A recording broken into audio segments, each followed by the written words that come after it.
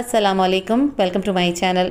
आज मैं आपके साथ मटन खिचड़े की बहुत लाजवाब रेसिपी शेयर कर रही हूँ। इसे आम ज़बान में हलीम या दलीम भी कहा जाता है क्योंकि इनके इंग्रेडिएंट सेम ही होते हैं, लेकिन इन्हें बनाने का तरीका और इनका टेक्सचर बिल्कुल मुख्तलिफ होता है। बहुत ही आसानी से मज़ेदार और ज़बरदस्त बनता है। जितना ज़्यादा टेस्टी होता है उतना ही ज़्यादा हेल्दी भी होता है। इसे मैं परफेक्ट मेज़रमेंट के साथ आपके साथ शेयर करूँगी ताकि आपका खिचड़ा भी परफेक्ट बनकर तैयार हो। तो चलिए इस मज़ेदार से खिचड़े की रेसिपी को बनाना शुरू करते हैं। खिचड़ा बनाने के लिए सबसे पहले हम दालों को सोक करेंगे, जिसमें हमने क्वार्टर कप यानी कि 50 ग्राम का मेज़रमेंट लिया है। सबसे पहले हम तूर यानी कि अरहर की दाल डाल देंगे। इसके बाद मूंग की धुली हुई दाल शामिल करेंगे। फिर हम इसमें लाल मसूर की दाल डालेंगे और क्वार्टर कप भरकर ही हम इसमें उड़द की दाल शामिल कर देंगे। अब हम इसमें 1 टेबल स्पून यानी कि 20 ग्राम के करीब कच्ची बासमती चावल डाल देंगे। इसके साथ ही सभी दालों की दुगनी यानी कि चने की दाल हम इसमें हाफ कप भरकर 100 ग्राम के करीब शामिल करेंगे। खिचड़े में चने की दाल ज़्यादा शामिल करने से इसमें सौंधा टेस्ट आता है, साथ ही खिचड़ा मज़ेदार बनता है।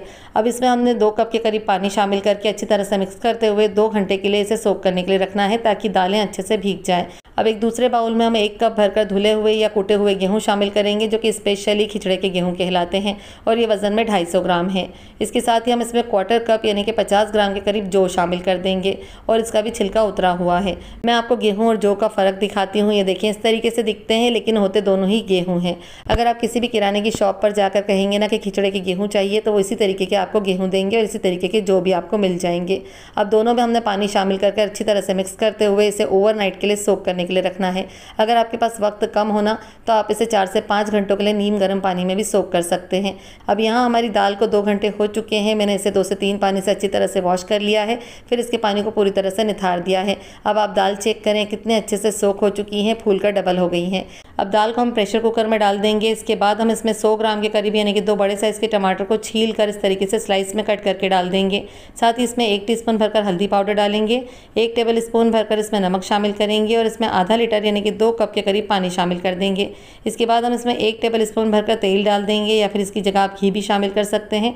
इससे दाल हमारी उफनती नहीं है यानी कि कुकर के बाहर नहीं आती है। अच्छी तरह से मिक्स करके अब इसे कवर कर देंगे और 3 से 4 विसल आने तक मीडियम हीट पर कुक करने के लिए रखेंगे। क्योंकि हमने दालों को अच्छे से सोक किया है, इसीलिए इन्हें गलने में ज़्यादा वक्त नहीं लगेगा।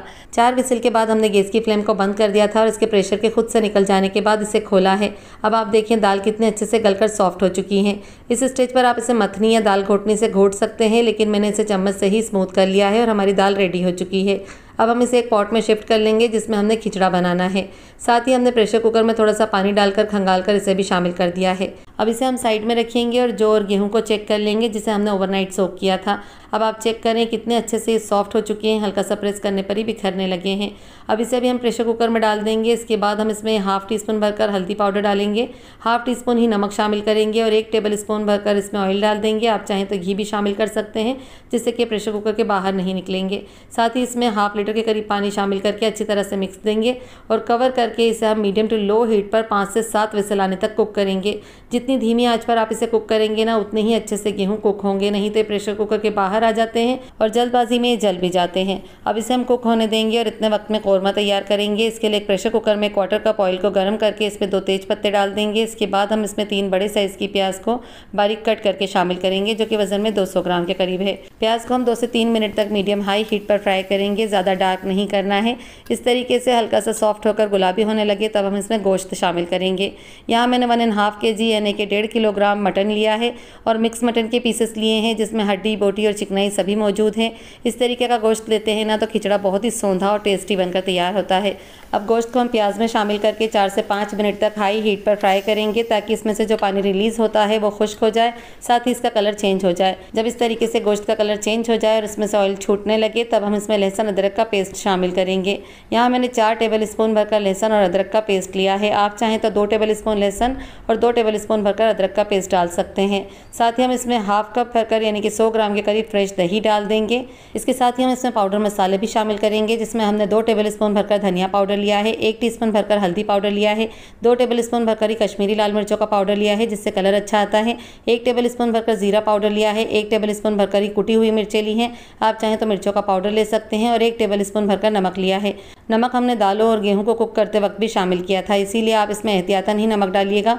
मैंने अभी कौरमे के हिसाब से इसमें नमक शामिल किया है। अब सभी पाउडर मसाले इसमें शामिल कर देने के बाद 4 से 5 मिनट तक मीडियम हाई हीट पर हम इसकी भुनाई करेंगे ताकि सभी मसाले गोश्त के साथ अच्छे से मिक्स होकर कुक हो जाएं और इसका कच्चापन ख़त्म हो जाए। जब मसाला अच्छी तरह से भूनकर इस तरीके से थिक होने लगे और इसमें से ऑयल छूटने लगे, तब हम इसमें ½ लीटर के करीब गर्म पानी शामिल करेंगे और अच्छी तरह से मिक्स देते हुए इसे कवर कर देंगे और 4 विसल आने तक मीडियम हीट पर कुक करने के लिए रखेंगे। हमें गोश्त को बहुत ज़्यादा ओवर कुक नहीं करना है, इसे हम 80% तक गलाएंगे। अब गेहूँ को हमने तकरीबन 15 से 20 मिनट तक लो हीट पर कुक किया है। अब हम इसे चेक कर लेंगे। देखें बिल्कुल सॉफ्ट हो चले हैं। आप चाहें तो इसे मथनी या दाल घोटनी से घोट सकते हैं, लेकिन मैंने चम्मच से ही घोट लिया है। और ये देखिए हमारे गेहूं में हल्की सी लेस आने लगी है और ये बिल्कुल सॉफ्ट हो गए हैं और बिल्कुल परफेक्टली कुक हुए हैं। इसे भी हम इस तरीके से पॉट में शिफ्ट कर लेंगे और अच्छी तरह से दाल के साथ गेहूं को मिक्स कर लेंगे। अब यहाँ मैंने इस तरीके का हलीम घोटने का लिया है। अगर आपके पास ये ना हो तो आप इसकी जगह मथनी या दाल घोटनी से घोट सकते हैं, लेकिन इसे ग्राइंडर के जार में बिल्कुल नहीं डालिएगा, नहीं तो इसका टेक्सचर ख़राब हो जाता है। इसी तरीके से 5 से 7 मिनट तक अच्छी तरह से हम घोट लेंगे ताकि दालें और गेहूँ वगैरह यकजान हो जाएँ। इसके बाद हमने जो कौरमा कुक करने के लिए रखा था इसे चेक कर लेंगे। यहाँ 3 से 4 विसल के बाद गैस की फ्लेम को बंद करके हमने इसके प्रेशर के खुद से निकल जाने के बाद इसे खोला है। अब मैं आपको मटन के पीसेस दिखा देती हूँ। देखिए बिल्कुल इस तरीके से कुक होना चाहिए, ना तो बहुत ज़्यादा सख्त और ना ही बहुत ज़्यादा सॉफ्ट, क्योंकि खिचड़े में और ज़्यादा कुक होंगे और घुटने की वजह से बिखर सकते हैं, इसीलिए हमने इन्हें ओवर कुक नहीं करना है। अब ये रेडी है, लेकिन अभी इसकी जो ग्रेवी है ना वो हल्की सी रनी है, इसीलिए हम इसकी फ्लेम को फिर से ऑन करके 3 से 4 मिनट तक हाई हीट पर कुक कर लेंगे ताकि इसकी ग्रेवी दानेदार हो जाए। जब इस तरीके से इसकी ग्रेवी थिक हो जाए और इसमें से ऑयल ऊज आउट होने लगे, तब हम इसमें से रोगन या तरी जो निकली है ना इसे निकाल लेंगे। इस तरीके से हमने इसके रोगन को बाउल में निकाल कर अलग रख लेना है, जिसे हम सर्विंग में इस्तेमाल करेंगे। अब इस कौरमे को हम पॉट में डाल देंगे और आप एहतियातन डालिएगा, इसमें से छींटे उड़ने लगते हैं। इसके साथ ही हम इसमें 10 से 12 हरी मिर्चें शामिल करेंगे जो कि मीडियम तीखी हैं। हमने इन्हें स्लिट नहीं किया है, अगर आप तीखा खाते हैं तो इन्हें बीच से कट कर लीजिएगा। इसके साथ ही 1 मुट्ठी भरकर हमने इसमें पुदीने के पत्ते शामिल करेंगे, जिन्हें अच्छे से वॉश कर लिया है। पुदीने के पत्तों का इसमें बहुत अच्छा फ्लेवर आता है, अगर आपको पसंद हो तो शामिल कीजिएगा, नहीं तो आप इसकी जगह हरा धनिया डाल सकते हैं। अब अच्छी तरह से मिक्स कर लेंगे। इसके बाद हम इसमें ½ लीटर गर्म पानी शामिल कर देंगे, क्योंकि अभी हमें इसकी और ज़्यादा घुटाई करनी है और तकरीबन 10 से 12 मिनट तक इसे अच्छे से कुक करना है, इसीलिए इसमें हमने ½ लीटर पानी शामिल किया है। अब मीडियम हीट पर इसे 5 से 7 मिनट तक इसी तरीके से घोटते हुए कुक करेंगे ताकि सभी चीज़ें अच्छे से मिक्स होकर यकजान हो जाए और घुट जाएं।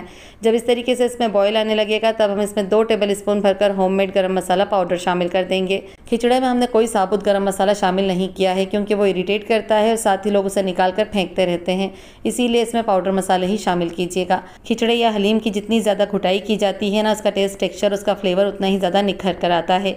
जब इस तरीके से इसका टेक्सचर थिक हो जाए और इसमें लेस नज़र आने लगे, तब समझ लें कि हमारा खिचड़ा रेडी है।